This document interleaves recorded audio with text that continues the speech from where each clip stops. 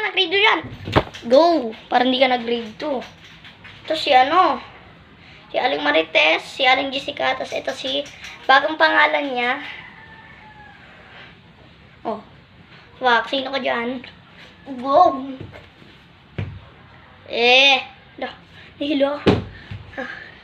OA ka. Pak, sino ka dyan? Hindi mahaba na yung buhok mo. Pag makikipagsabunutan ka. Sa prank. Ganon. OA ka, nang gigigil ako sa'yo. Tuyo na ta, guys. Tuyo na ang aking nilinis. Ala, may dumidikit pa na buhok ni